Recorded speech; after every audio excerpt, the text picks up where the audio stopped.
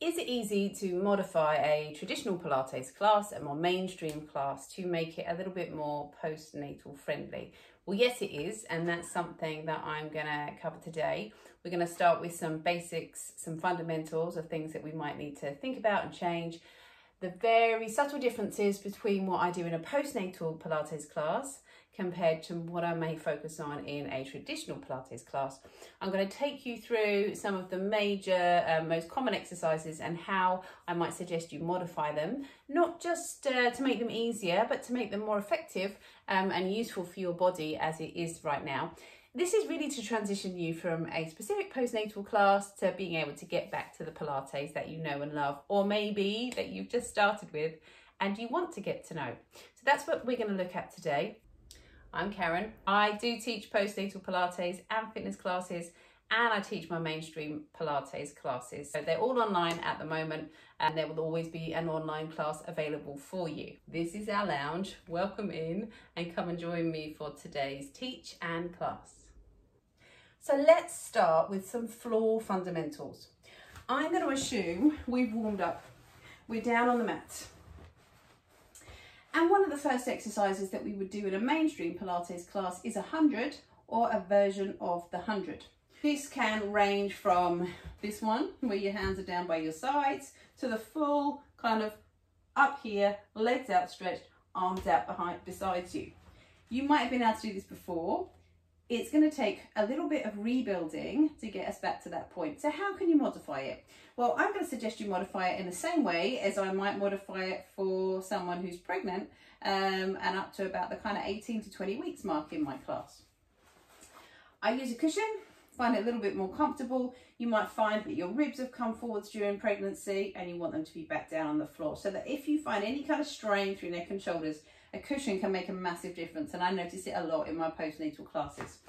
So then let's think about getting these tummy muscles working. And before we even lift the knees up off the floor, I want you to think about the connection here.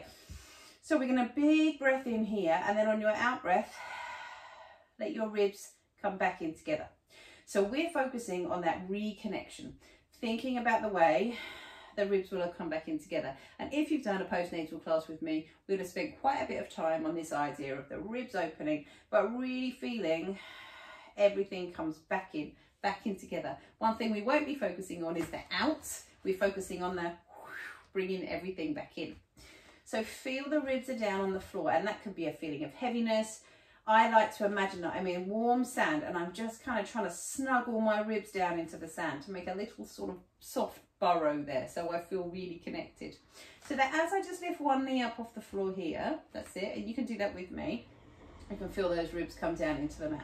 Now I'm going to lift my other knee off the floor and hold that position. Now just notice how that feels. I want you to relax those shoulders and feel those ribs drop down into the floor.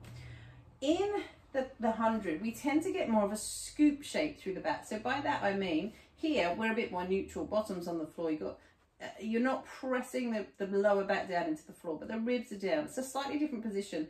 You might find the hips start to smart. So perhaps lengthen your legs. If you're quite flexible, you might find this is a really nice 100 position for you to do. Try not to be lazy and switch off. Still try and draw. If you just draw your navel down and in towards the back and in towards the floor, you're going to get such a lovely connection through your tummy. That's way more effective than trying to go for the full version straight away. So I just want you to feel that you press into the backs of your arms, send the balls of the feet away, drop the ribs down into the floor. You could also, if that feels too much, have the knees bent in a little bit more. And then the other thing that you can do, sometimes if this tummy has stretched here, and that might be that you've had a pregnancy, that might be that you've put on some fat around your tummy, because that can also stretch the front of your tummy muscles. You might find, or the other reason is you might have a particularly strong arch in your lower back.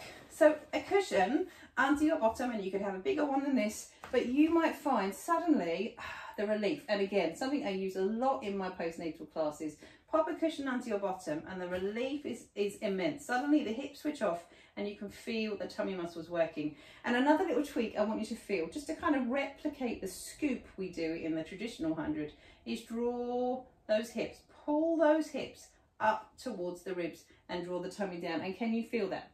So I talk about this idea in my classes of having a plate on your tummy and drawing the marble up and in towards the ribs. So we just hold that position there, the chest open. So find what is working for you and just take those deep breaths here and out and in and out and then back down to the floor. So that's a really nice way of modifying your 100. Your Pilates roll up, and it's going to look something like this. We come forwards, we draw your ribs in, all the way down to the floor, arms up and over your head, and then breathe in, bring your arms up and reach forwards and stretch. Wasn't a particularly good one, by the way, but you get the idea. So roll-ups are a real kind of, they're the litmus test when you come back to Pilates. When you can do your roll-up again, it's like, my body can move again. But don't be surprised if you've done them with ease beforehand, all sorts of things can happen to make them harder for you again. That stretch in the back, some people's backs get that arch, sometimes they just flatten, so you kind of find yourself lifting up. And one thing I think it's important to know about the roll-up is actually it's much harder to move this big chunk of back up off the floor if you're stiff than it is to feel that you articulate, so one vertebra at a time. And that's what we want to get with the roll up. So it's not that you're weak, it's just that your back has got stiff and you're trying to do this big all at once. So the thing we need to work on first is the movement, getting the movement back in your spine. Here's another thing. In my postnatal Pilates classes, I tend to start this one by rolling backwards. This is a much kinder abdominal work than hoofing up from the floor. So we're going to start here. This is how we're going to modify this class. And again, if you come to my postnatal classes or any postnatal Pilates classes, I'm sure you'll have done this variation. So your hands are behind your thighs. We're going to open up through the collarbones, soften the elbows, and just gently roll back. And what I want you to feel here, the pelvis spins under. So look at the tops of your leggings. Can you open them up towards the ceiling? And if you think about the spine, can you just feel you're getting that openness through the vertebra as you come back? The neck is long, the collarbone is open, and then you can just draw your navel down and in towards your back and come on up to seated. Now this is a perfectly good way to start with your roll up if you want to go into a mainstream class and you don't feel ready to hoof your way back up and down from the floor, because quite frankly it wouldn't be very comfortable for you either. Stay here. Now some people find C-section scars, you might want to you don't want to come back too far, so that's fine. Just pause here, that head just over the navel, and just focus, can you see that, on the spin through the hips. If you bring your thumbs here and try and turn those thumbs up to the ceiling, and then you'll still get that movement into the lower back, the lumbar spine, and that work in the tummy if you draw the navel in, but it's less uncomfortable. Now you might also find if you've got any issues going on around the pelvic floor, this can be a trigger exercise. You might feel or that kind of like sticky outy coccyx sometimes you have post-baby. So cushion on the tail may help. That might help you out a little bit there. But if it really is too uncomfortable on the pelvic floor, maybe sit this one out and go with the next modification that I'm going to show you. So here's the other one. If rolling back just is too uncomfortable on the pelvic floor, you can start with this. So point your toes, reach up over your head, point your toes, stretch those arms out so you get a little arch through the front of the hips, and then flex your feet and let your hands come up to the ceiling so you start to feel those ribs press into the floor.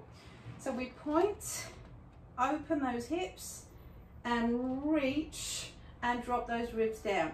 And it might not seem like you're doing much, but actually you're getting that subtle movement in the back and those ribs coming down and in towards the floor. And then we'll start to build that strength again through the tummy and through the inside of the thighs. And hopefully at some point you will be back to doing that roll up again. So there's one more version of the roll up, and this is an assisted roll up where we use the legs to help us. And again, in my postnatal Pilates classes, we get kind of close to doing this level of the exercise. So again, you may be familiar. So your hands come behind your thighs. We're going to lift up. Gently start to roll that pelvis under. So we did this before. The collarbone is open. The elbows are nice and wide. So you've got lots of space here. Feel that pelvis comes up to the ceiling. But here's the difference now. I'm going to suggest you squeeze the thighs together for this to get a little bit of assistance to the insides of your thighs. And then from here, we pick up the feet and we roll back. So we find that roll up. Now let your head and shoulders come down, but don't switch off. Keep that back dropping down into the floor. Breathe in here, crown of the head comes up, and then it's just one smooth roll to come back up to seated. Now there is a significant step on from the other, so you might need to build up to it slowly. So we come back, we roll, head and shoulders down, breathe in and breathe out as you roll, coming back up to the top. A really nice modification for the roll up. So let's talk about planks, or leg pulls as they are called in Pilates, leg pull prone if you are being a purist. They are so tempting to do. But again, if we think about what's happened here, if you imagine it like a kind of sack, I know that's not a very nice way of explaining it, but it will have stretched significantly. Your abdominal muscles are there to help your back move and to support your back. So the whole purpose of a plank is for that, that core strength, whole body core strength. And if you are compromised there, what you don't want to do is then aggravate your back. So we want to make sure we've got a really good unit of support before we go planking and full push-upping and all of those things, which are fabulous exercises, but we might need to modify more than you think you need to. Why? Well, let's come onto your hands and knees. Let's think again about this lower back. So we have a tendency to do this. So you've had a baby, tummy will have pulled down, and I notice more and more through my antenatal classes that I need to just cue people to start to lift up through the tummy. I'm not saying we do full planks in antenatal Pilates, by the way, but even in this position, you'll start to do that without noticing. So we want to feel that your tailbone or your sitting bones are pressing away from you. Now, a nice way of feeling this is if you put a cushion or a cuddly toy on the small of your back and just gently lift into it.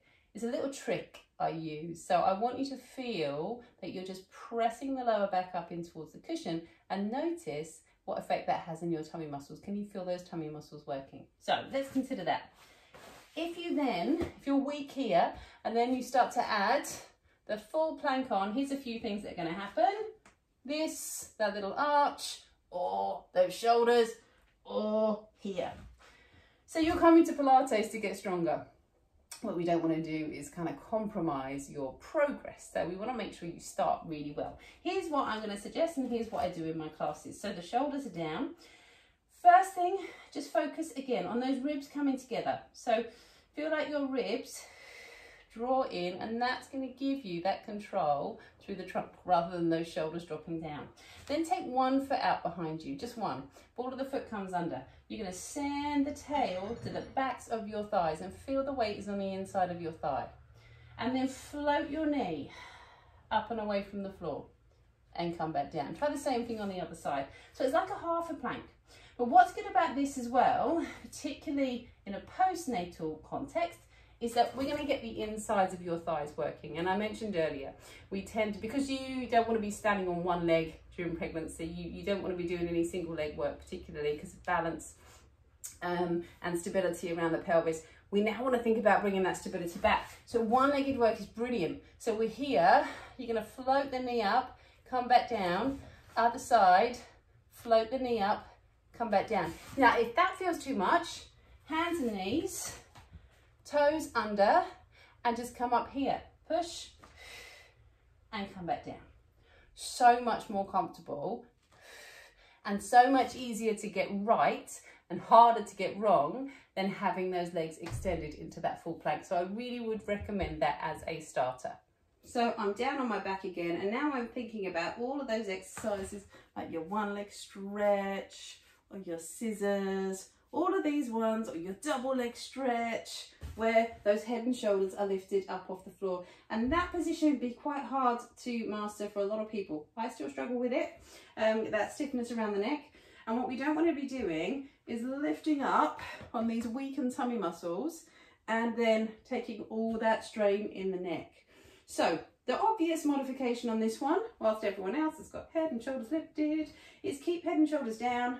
Again, maybe with that cushion under your head, and you can do the one leg stretch here. That's absolutely fine.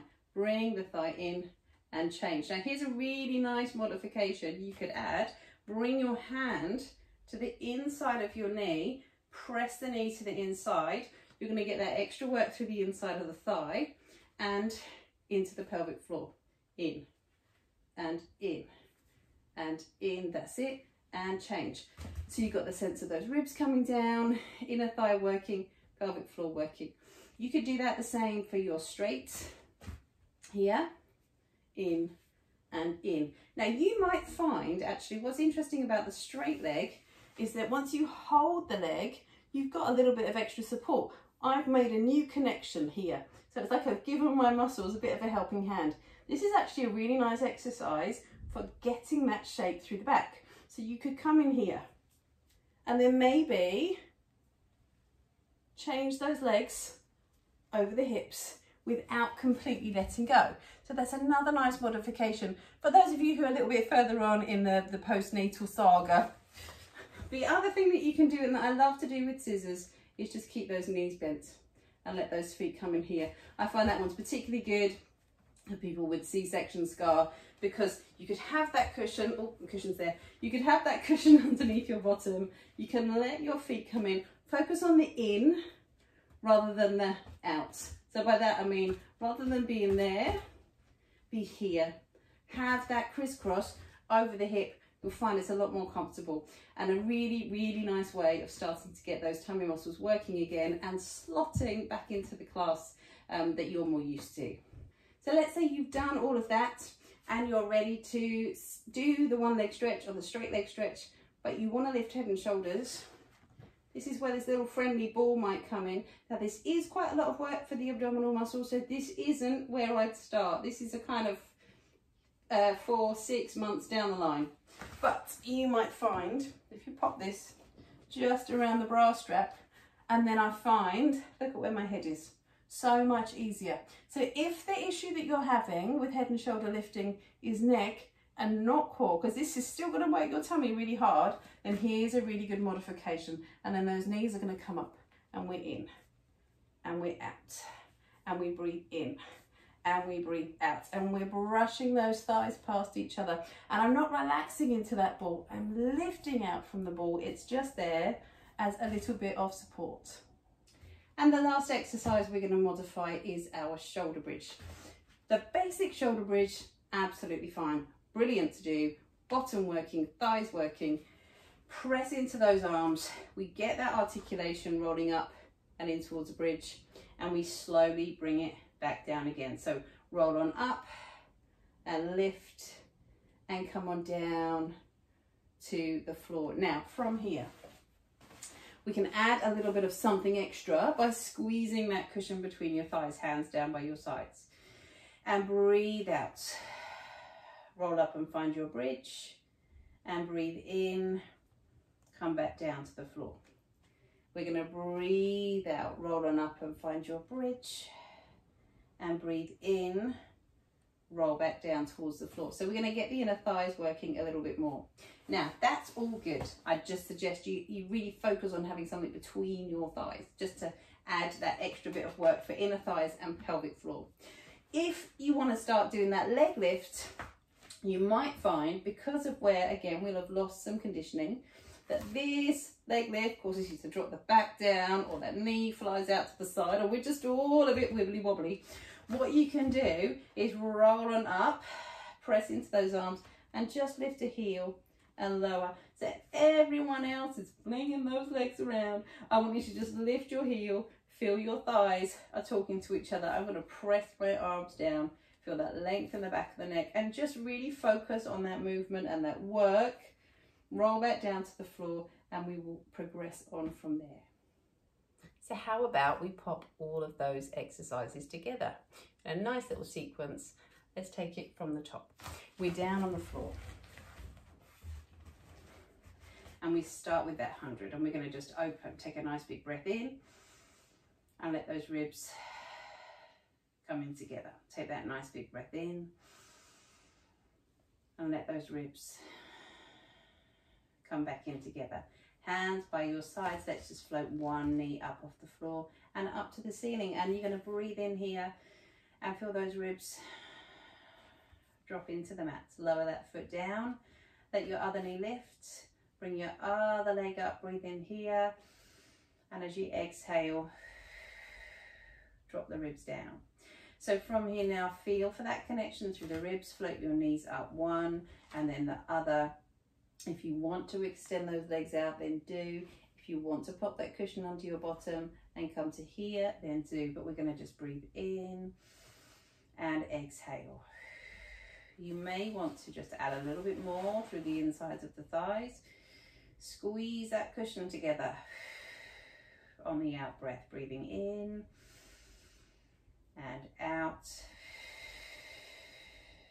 in and out, focusing on the way the ribs open up, come back together on the out breath. Always those ribs dropping down to the floor, always that length from the neck, opening and widening those shoulders and the collarbone, and relaxing that forehead and the jaw, something I'm not particularly good at.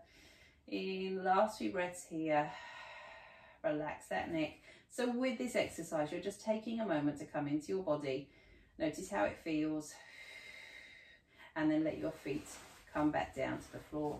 Now from here, let's just stretch your feet out. We're going to do a variation of those roll-ups we went through. We point the fingers, point the toes, and then exhale, arms up, toes up. Press those ribs into the mat. Breathe in, we come up and over. Breathe out, we come up. Breathe in, we come up and over. Breathe out, we come up, and now float one knee, hand behind the thigh. Other knee, hand behind the thigh. Let's squeeze those thighs together. Have those knees up over the hips. Breathe in here, elbows wide. Exhale, we start to lift and we roll on up to seated. Come on up towards the top. Breathe in here. Exhale, open, open, open. If that's enough for you, stay there. But if you want to roll back, come back, head and shoulders down. Breathe in at the bottom.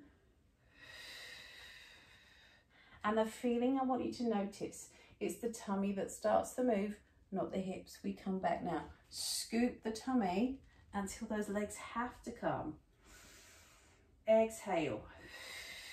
We roll the tummy until the legs have to lift. It's tricky. And down. And up. Now just pause here, hold here. Can you come into that one leg stretch? The hand comes to the inside of the thigh. And we come in. And we come in. And we come in. We're going to breathe in and out. But if you're more comfortable here, stay here. We breathe in. Breathe out. Breathe in. Breathe out. Breathe in. Breathe out. Press your hand into the knee. Breathe out. Feet back down towards the floor.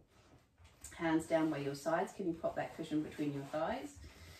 And roll up on that out breath, up and in towards your bridge. And then breathe in, come back down towards the floor. We're going to breathe out, roll on under, up into your bridge.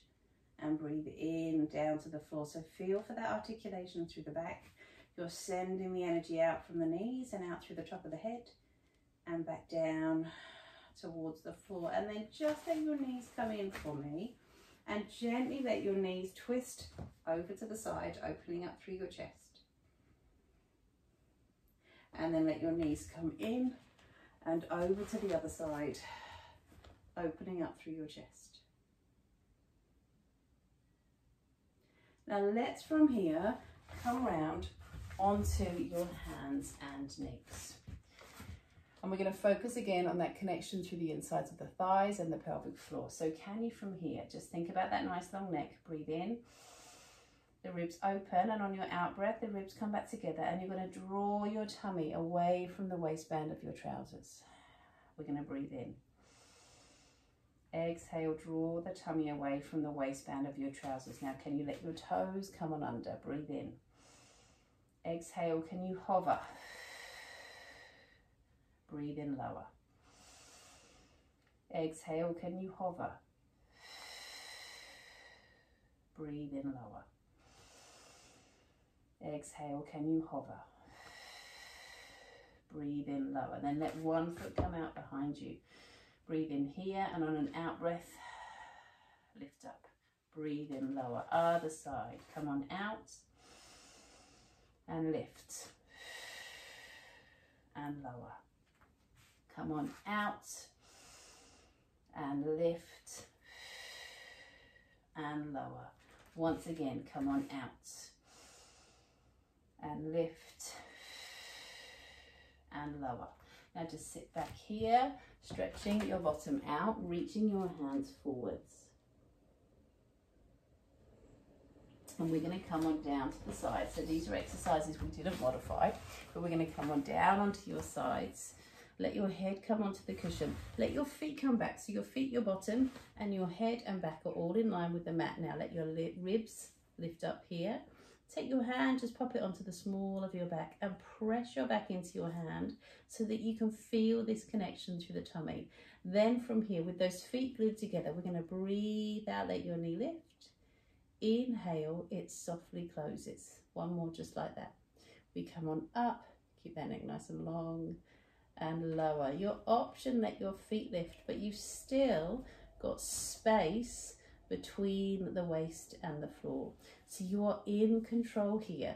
And we softly come down. It's like you're trying to leave a little gap for a ladybird between your knees. So we control it on the way up and we control it on the way down.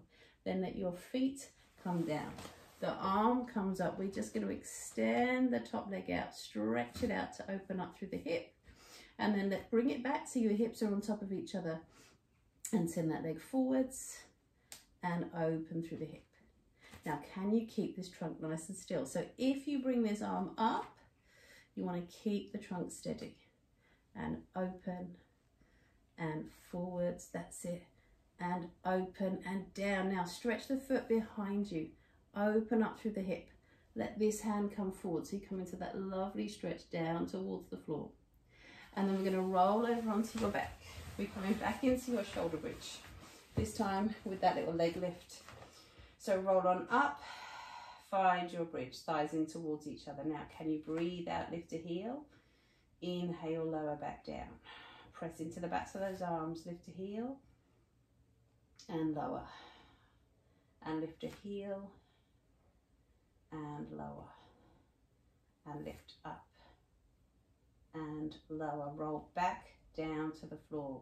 Let's hands behind your thighs, head and shoulders lift, roll on up, and we're going to spin round to the other side to do that side work the other way. So again, head back, bottom, feet in line. So we're not here, we're there.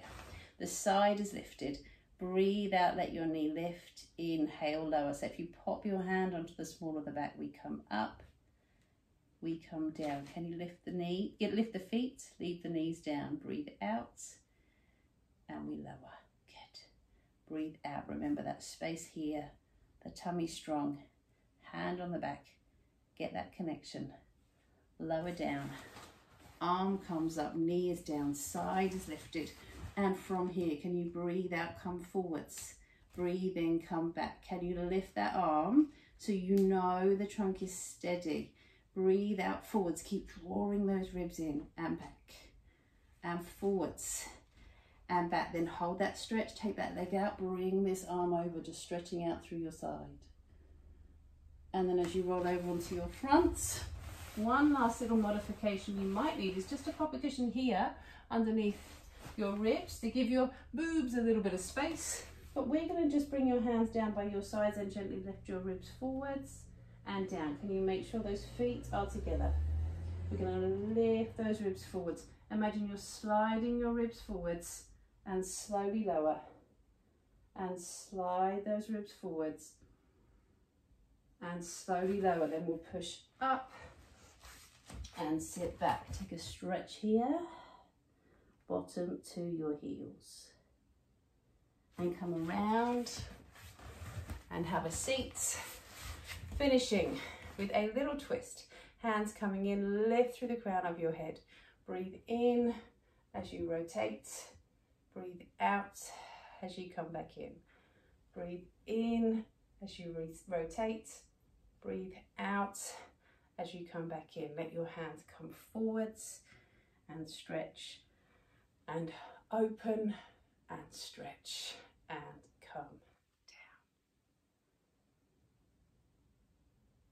So there you have it, how to modify a mainstream Pilates class to suit you if you are postnatal, or maybe you've just done a course of postnatal classes and you want to get back into your classes. So that's how to safely and effectively adapt the classes.